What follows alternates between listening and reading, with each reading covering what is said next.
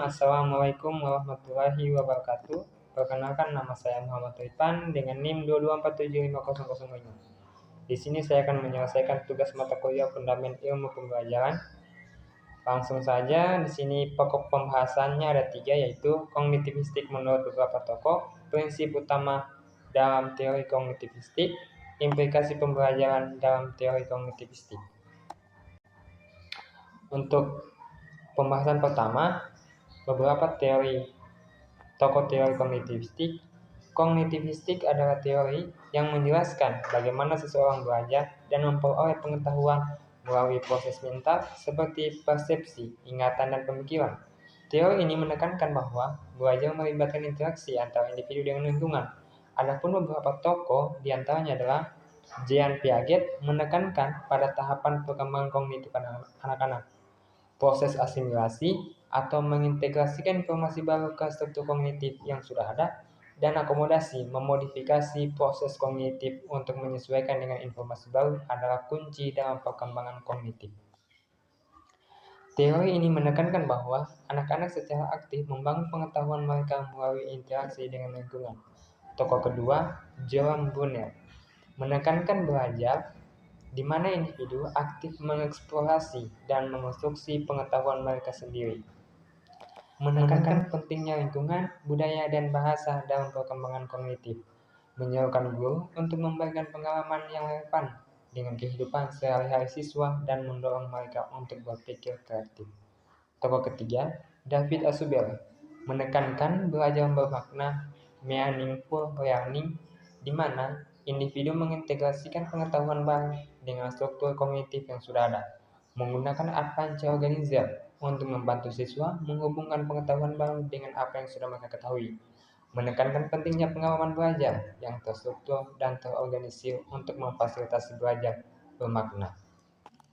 Untuk tokoh keempat, Robert Diane, menekankan analisis tugas dan desain instruksional yang sistematis untuk memfasilitasi belajar, mengembangkan model belajar yang terdiri dari berbagai jenis belajar seperti belajar asosiasi, belajar konsep, dan belajar aturan, menekankan pentingnya menyediakan lingkungan belajar yang mendukung dan memotivasi siswa.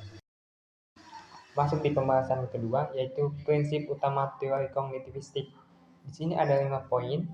Poin pertama, pengetahuan dibangun oleh individu. Artinya, pengetahuan tidak diterima secara pasif, tetapi dibangun oleh individu melalui pengalaman dan interaksi dengan lingkungan. Poin kedua, pembelajaran aktif. Artinya, pembelajaran adalah proses aktif yang melibatkan individu dalam membangun pengetahuan dan makna. Poin ketiga, pengalaman dan interaksi. Pengalaman dan interaksi dengan lingkungan memainkan peran penting dalam membangun pengetahuan dan makna. Poin keempat, konteks dan situasi. Pembelajaran terjadi dalam konteks dan situasi tertentu yang mempengaruhi bagaimana pengetahuan dan makna dibangun. Poin kelima, refleksi dan evaluasi.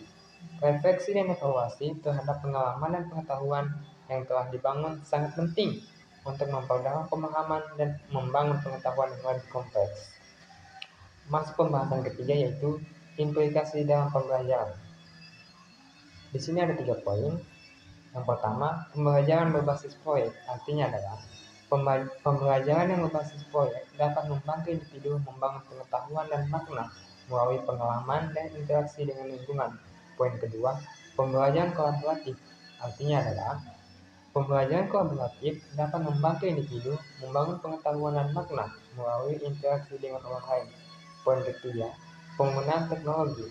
Penggunaan teknologi dapat membantu individu membangun pengetahuan dan makna melalui akses ke informasi dan sumber daya yang luas.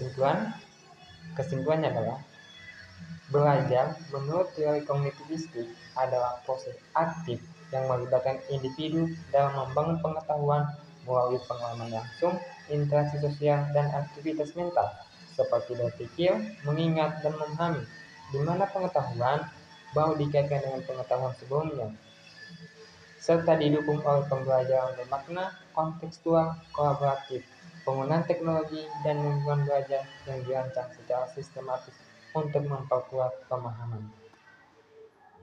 Itu saja yang dapat saya sampaikan. Sekali lagi saya ucapkan terima kasih. Lebih dan kurangnya mohon dimaafkan. Billahi bisa bil haq fastabiqul khairat. Wassalamualaikum warahmatullahi wabarakatuh.